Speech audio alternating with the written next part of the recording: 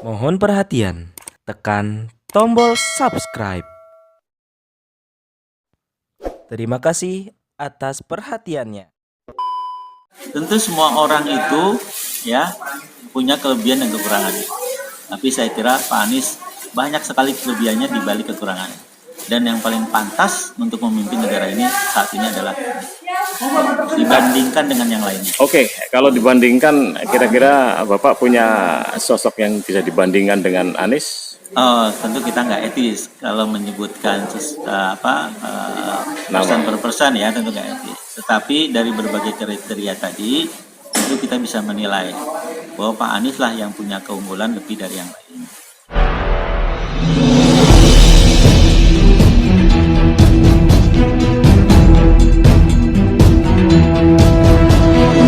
Saya Yan Muhammad, driver online Depok.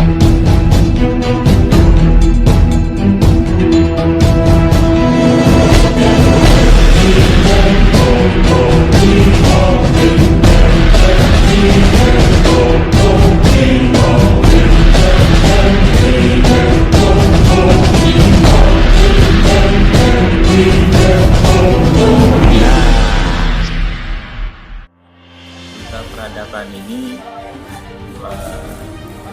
bukan komunitas relawan seperti yang lain, bukan ya.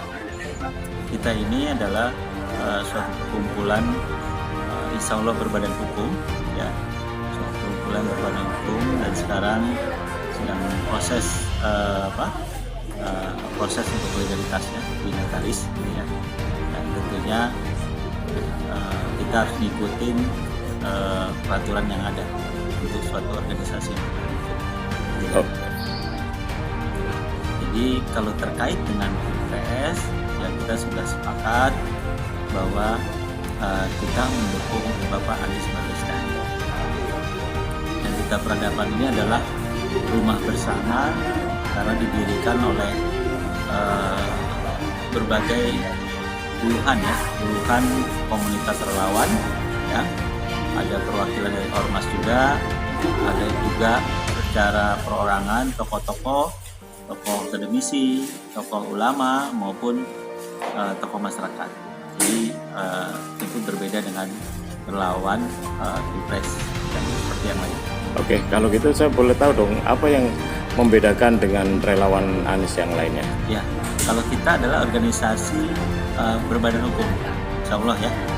Insya Allah dengan berbadan hukum tentunya di organisasi berbadan hukum itu ketika didirikan tuh ada anggaran dasar, anggaran rumah tangga ya, dan ada visi dan misi yang akan dicapai. Oke, visinya dan misinya apa boleh? Nah, tentunya visi kita ini sesuai dengan nama kita adalah peradaban. Bagaimana peradaban di Indonesia ini menjadi peradaban yang bagus gitu ya. Sebagaimana yang dicita-citakan para pendiri bangsa.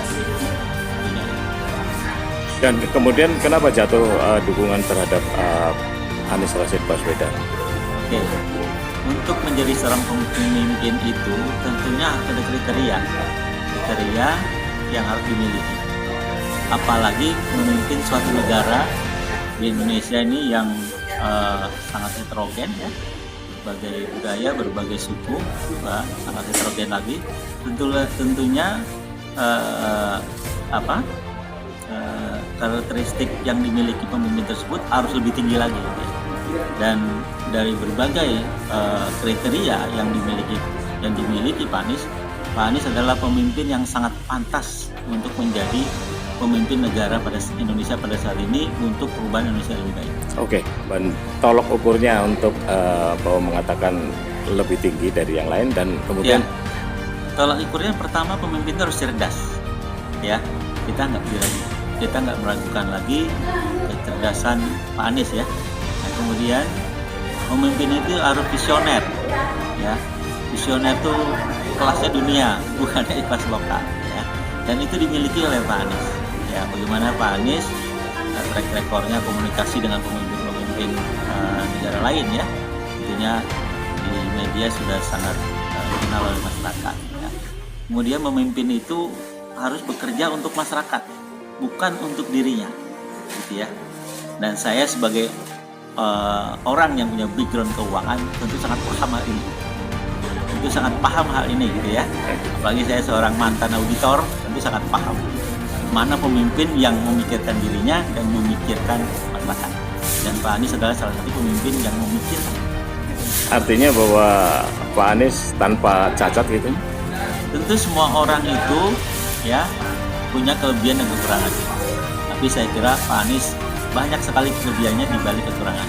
Dan yang paling pantas untuk memimpin negara ini saat ini adalah dibandingkan dengan yang lain. Oke, kalau dibandingkan kira-kira Bapak punya sosok yang bisa dibandingkan dengan Anies?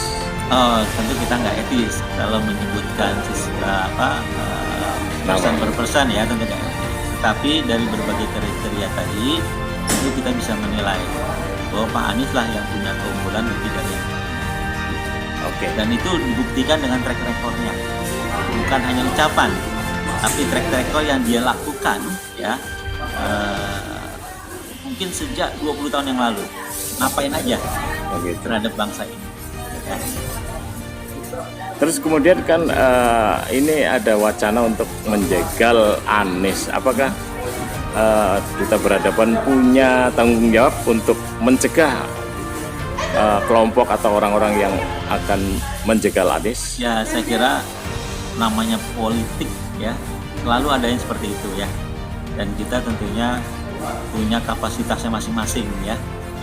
Sebagai relawan punya kapasitasnya apa, sebagai partai politik punya kapasitasnya apa. Kita nggak bisa masuk ke wilayah yang bukan kapasitas kita.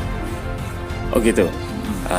Jadi kalau misalkan masih ada cacat tadi, bukan cacat maksud saya, di pihak lawan itu masih ada mengorek-orek kesalahan. Sebetulnya mereka bukan sedang mencari kesalahan menurut saya, tapi mencarikan kesalahan.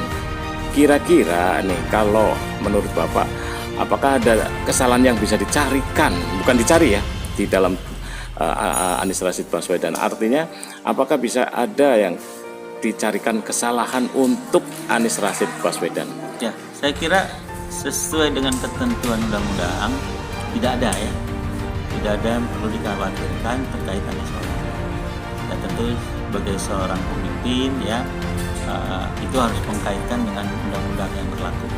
Dan saya kira tak ada satupun undang yang berlaku.